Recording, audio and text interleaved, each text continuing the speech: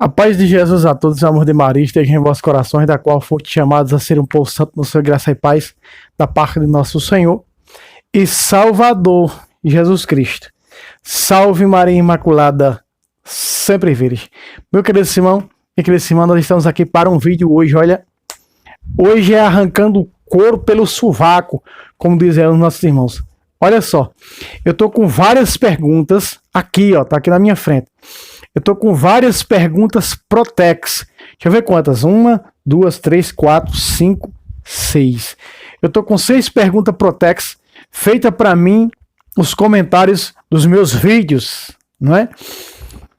1, 2, 3, 4, 5, 6. Selecionei 6 perguntas dessas.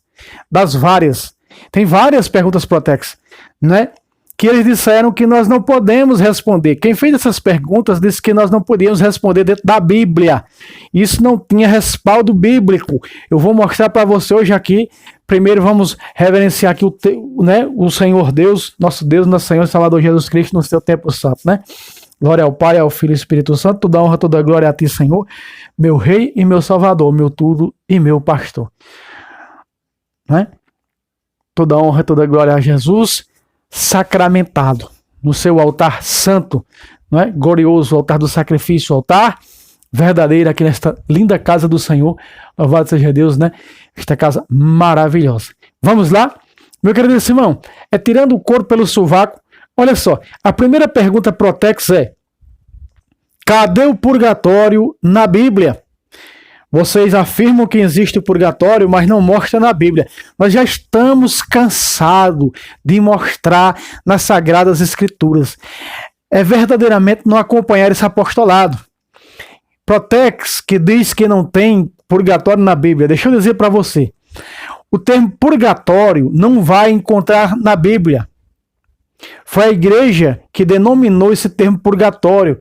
Porque o fogo invisível que a Bíblia fala pela purificação das almas, como é para a purificação das almas, então a igreja deu esse nome, esse termo de purgatório.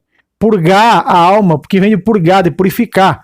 Então você chama, eu já conheci Protex, que acredita no purgatório, que chamam eu tive um debate bíblico pessoalmente com um diácono da Assembleia de Deus, e ele disse que acreditava no fogo invisível. Chama como quiser. Purgatório, nós católicos chamamos de purgatório. Fogo invisível, fogo purificador, que existe. Vamos ver? Olha só, o próprio São Paulo, em sua pregação à igreja de Coríntios, ele falou, ó, 1 Coríntios, aqui, ó, vamos lá, 1 Coríntios, capítulo 3, versículo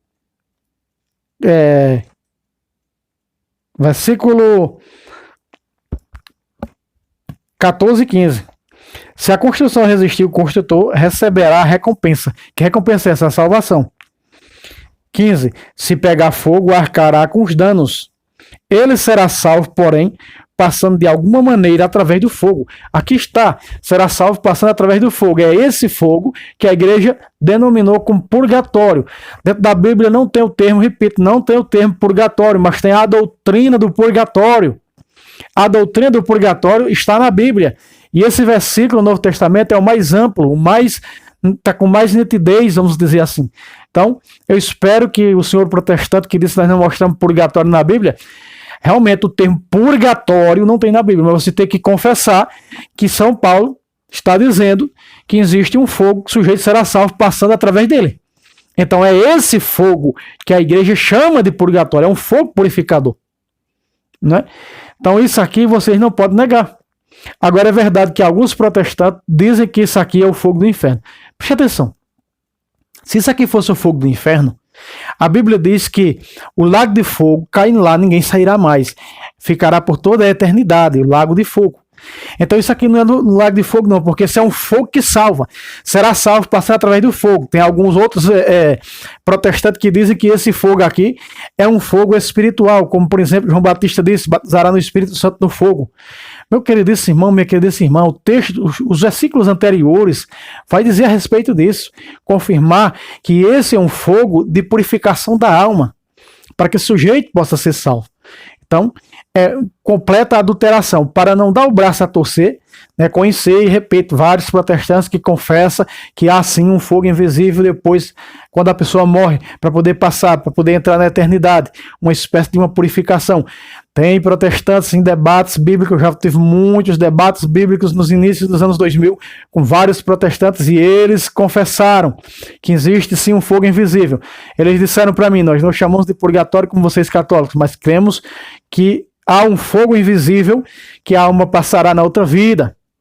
Oh, meu querido irmão, minha querida irmã, é porque tem tanta heresia, com tanto pensamento diferente, com tanta distorção diferente, que chega, né, a fazer. Esse sujeito fez essa pergunta, né, para mim. A segunda pergunta que fizeram é cadê a sucessão apostólica na Bíblia que vocês falam tanto?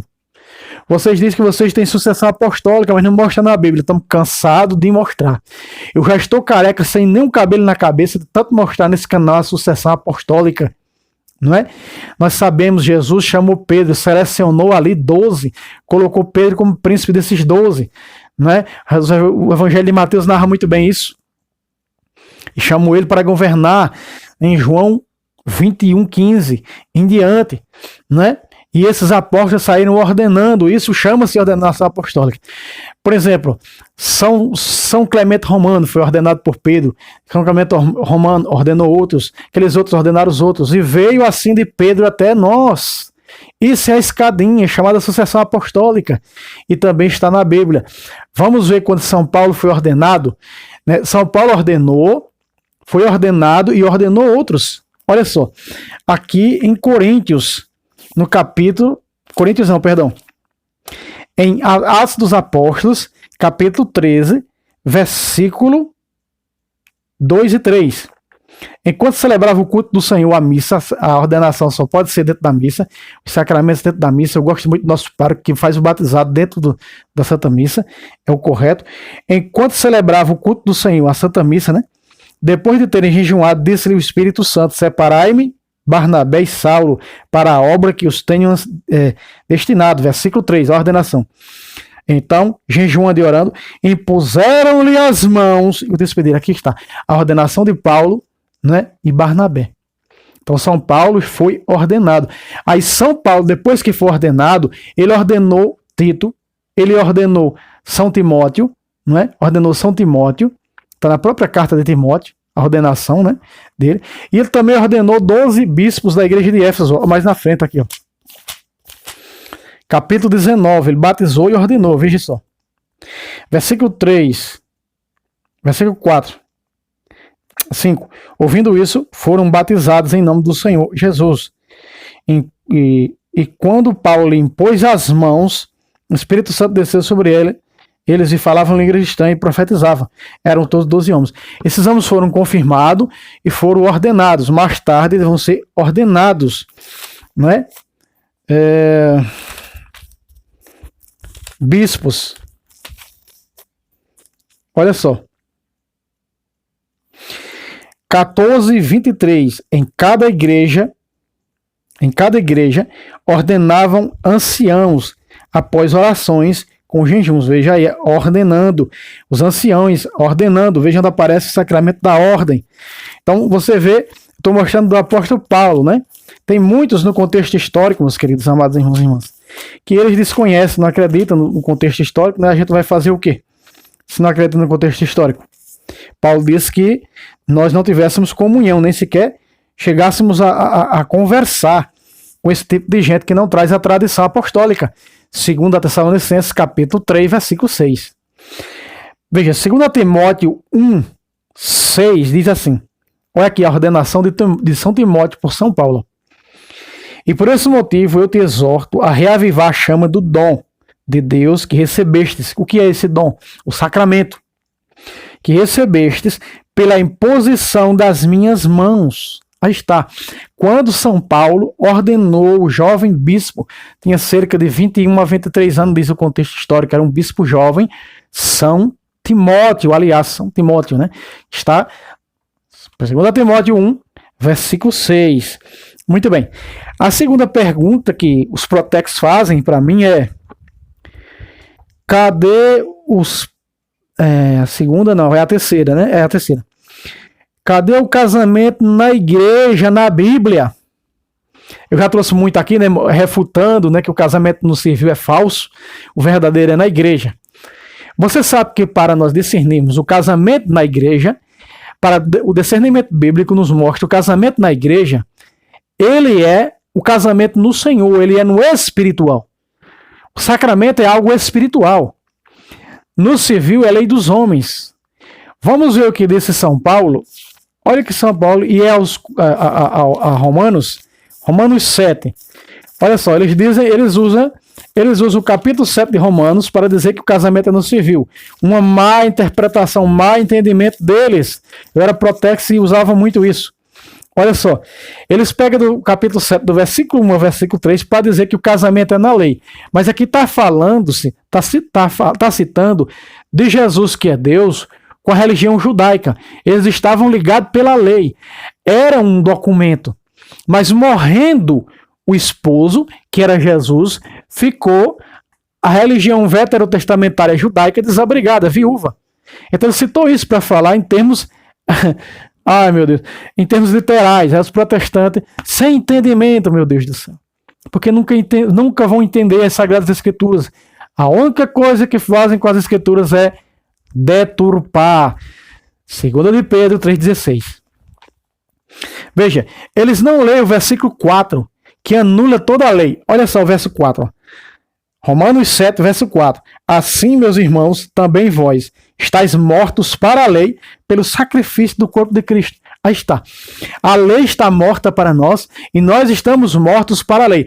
Assim como Deus, diz lá nos profetas veterotestamentários, era o esposo da religião da aliança judaica, ele morreu sendo Cristo, ela ficou viúva. Agora ele pode casar com ela, ele ressuscitou, pode casar com quem quiser. E ela, a viúva, juntar-se com quem quiser.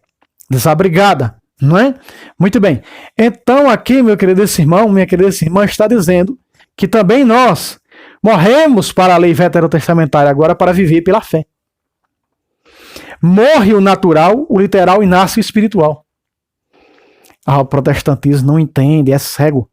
Então nós estamos mortos para a lei judaica, para a aliança judaica, para nascer agora para Cristo. Veja, pela oferenda, diz a CNBB, pela oferenda do corpo de Cristo. Ou seja, nós somos agora da carne e do sangue de Cristo. Um novo sacrifício nos foi dado. Não é mais como a religião veterotestamentária que comia sangue de animais, bebia sangue de animais, comia carne de animais, de touro, de bode, de carneiro. Nós agora nos alimentamos da carne e do sangue de um Deus. Que é como da minha carne bebe meu sangue, tem a vida eterna. Veja, ele mesmo falou para nós. Não é símbolo nem representação, é verdadeiramente carne, é verdadeiramente sangue. É o que ele diz em João, capítulo 6, versículo 55. Minha carne, verdadeiramente comida. Meu sangue, verdadeiramente bebida. Aí está. É para nós o maior sinal e dom de vida eterna para nós cristãos. Olha só. Aí nós vamos para Coríntios. 1 Coríntios, capítulo 7, versículo, respondendo a essa pergunta, né? Onde é que está o casamento na igreja, na Bíblia? Olha aqui. 1 Coríntios, capítulo 7, versículo 39. Diz assim: a mulher está casada ao marido enquanto ele vive, mas se morrer o marido, ela está livre e poderá casar-se com quem quiser. Agora vem, presta atenção. Paga lá a lupa, para lá a orelha. Contanto que seja no Senhor. Pacata! Aqui está. O casamento é no Senhor. Disse no início dessa pergunta. Perdão. O casamento no Senhor é na igreja. O casamento na lei dos homens não é no Senhor. Não tem nada a ver com o Senhor. Uma coisa é ser lei dos homens, algo terreno, algo materialista, algo carnalista, e algo é no espiritual. Os sacramentos, eles são espiritual, porque o Senhor está nos sacramentos. Veja, o casamento seja no Senhor. A viúva está livre para casar com outro homem, tanto que seja no Senhor. Que esse no Senhor quer dizer que é na igreja. Quer dizer que esse casamento tem que ser perante o sacerdote do Senhor. Né? E o sacerdote vai dizer as mesmas palavras que Jesus preferiu em Mateus 19, 7. O que Deus uniu, não separe o homem. Por isso o casamento ele é indissolúvel. Certo, meu querido? Terceira pergunta respondida. Quarta pergunta. Cadê os pais dos irmãos de Jesus na Bíblia que vocês dizem que existem? Opa! Olha só, né? Cadê o nome do pai dos irmãos de Jesus? Olha só, na Bíblia. Oh, que audácia, hein? Olha só. Primeiro eu vou mostrar aqui no capítulo 6.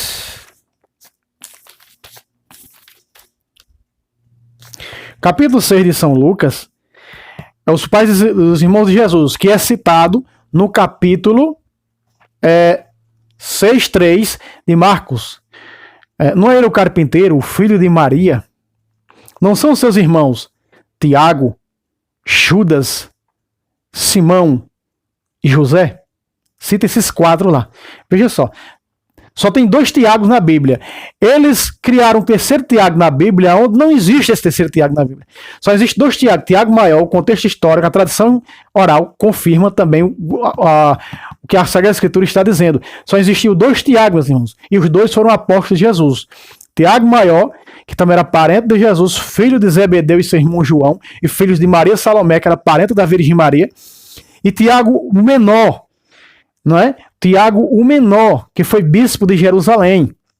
Olha só, Tiago o menor é filho de Alfeu e de Maria, também parente da Virgem Maria, que está ali. Tiago, vamos lá, um por um. Tiago, olha só.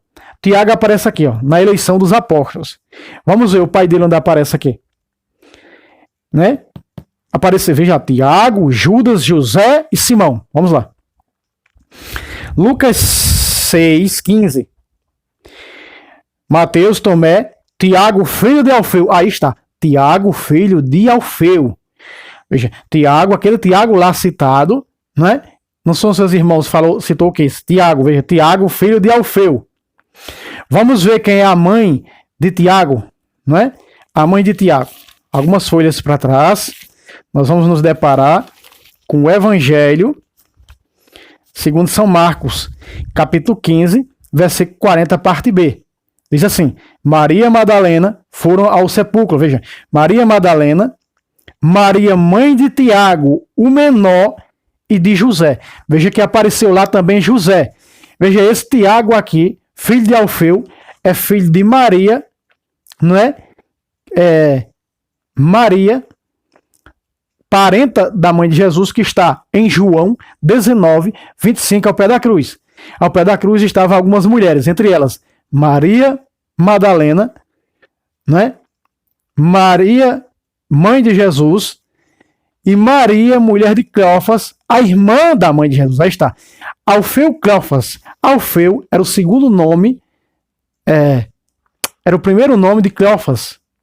Alfeu Cleofas. Cleofas é irmão de São José, diz o contexto histórico. Veja que ligação eles tinham com Jesus. Para o judeu, primo carnal e primo legítimo é chamado de irmão. Muito bem. Então veja, ela está ao pé da cruz. João 19:25. Então veja, ela também é mãe de José. Olha aqui. Ela é mãe de Tiago, o menor, e de José.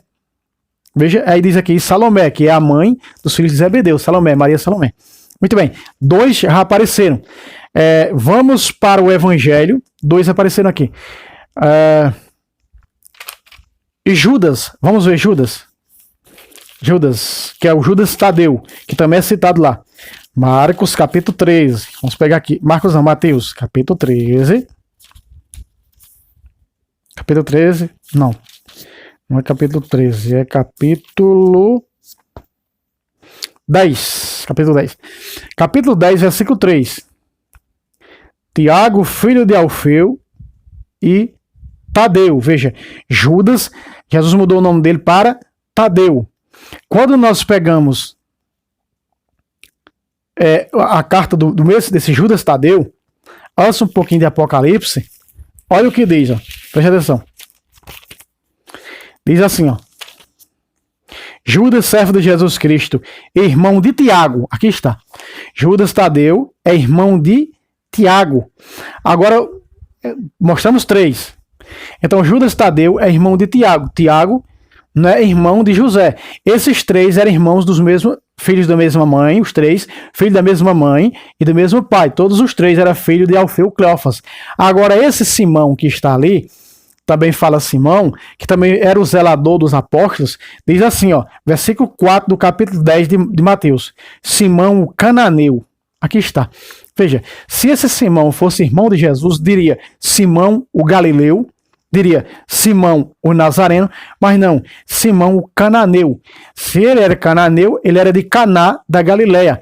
Ele se converte a Cristo, não é? Se converte a Jesus, diz um contexto histórico, não sei se é verdadeiro, que ele se converteu quando Jesus fez aquele milagre a pedido da Virgem Maria em bodas de Caná, João 2, que esse Simão, o cananeu, teria convertido dentro do milagre, tal milagre que ele viu lá, né? Por isso que a Bíblia narra Simão o cananeu, morava em Caná da Galileia, nenhum parentesco com Jesus, não é? Veja, eu mostrei na Bíblia os pais e os irmãos.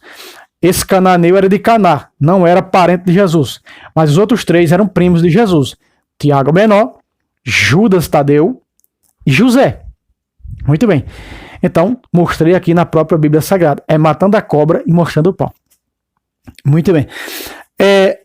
A quinta pergunta é: o culto a Maria, onde está na Bíblia? Você sabe que eu trouxe aquele quadro, Um Filho em Defesa da Mãe, eu mostrei muitas coisas ali, né? E ali chega, né, os protex e fica interrogando tal coisa. O culto a Maria, onde está na Bíblia? Meu querido irmão, latria a Deus é adoração, só a Deus. Hiperdulia, que está abaixo de latria e acima de dulia. Dulia aos santos, acima está hiperdulia, uma veneração avançada à Virgem Maria. Ou seja, eu já trouxe nesse canal, mas eu vou mostrar aqui. Tem que mostrar, né? Lucas 1. Quem primeiro presta esse culto de hiperdulia é a própria Trindade. Veja quando diz o anjo em Lucas 1, 28. Ave cheia de graça, o Senhor é contigo. Agora, veja, o anjo aqui está rezando a própria Virgem Maria.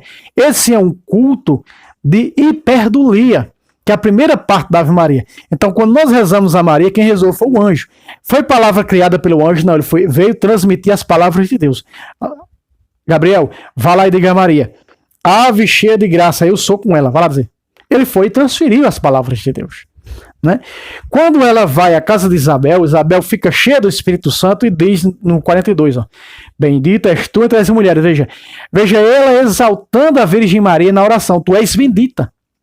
Protestante diz: só Jesus é bendito. Veja, a Bíblia está dizendo que a Virgem Maria ela é bendita, não é? Bendito é o fruto dela.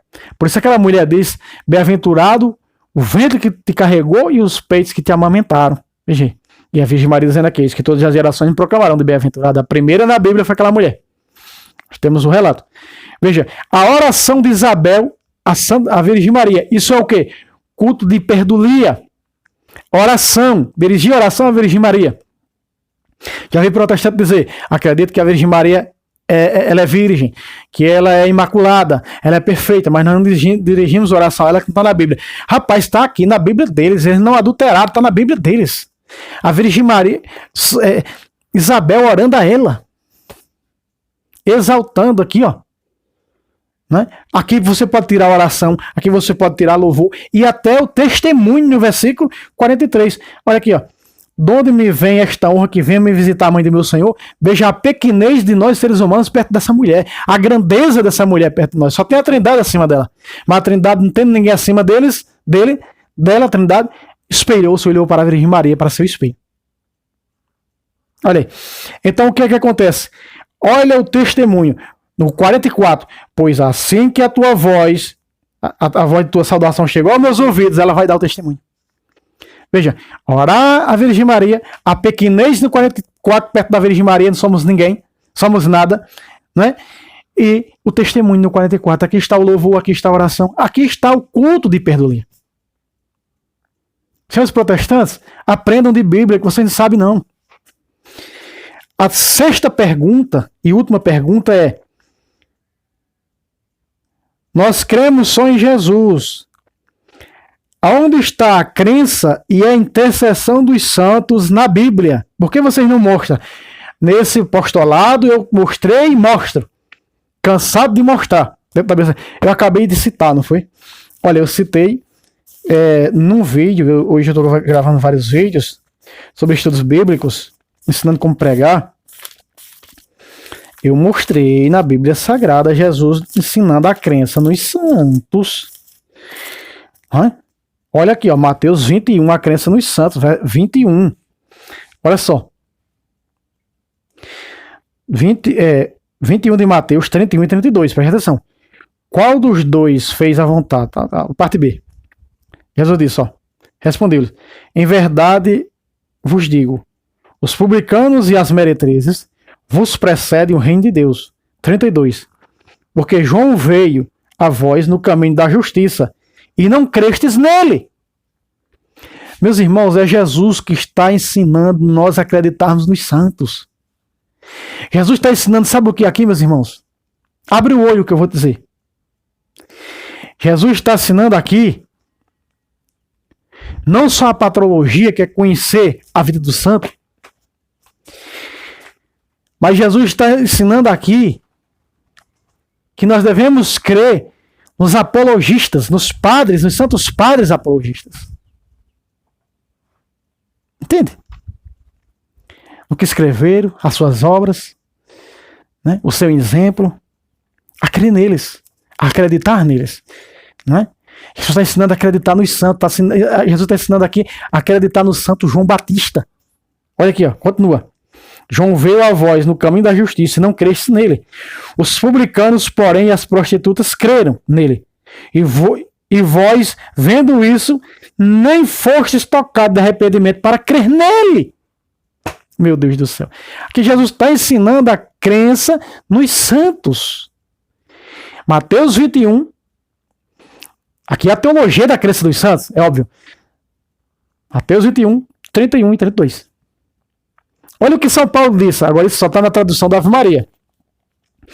Filemon. Olha o que São Paulo disse. Filemon 1,5. Olha o que diz São Paulo. Ao receber notícia da tua caridade e da fé que tens no Senhor Jesus e para com todos os santos. Tá. Fé em Jesus e em todos os santos. Está aqui na Bíblia. Fé em Jesus e em todos os santos. Você sabe que isso aqui adulteraram a fé nos santos. Não é? Trocaram o termo santos aqui por muitas outras coisas.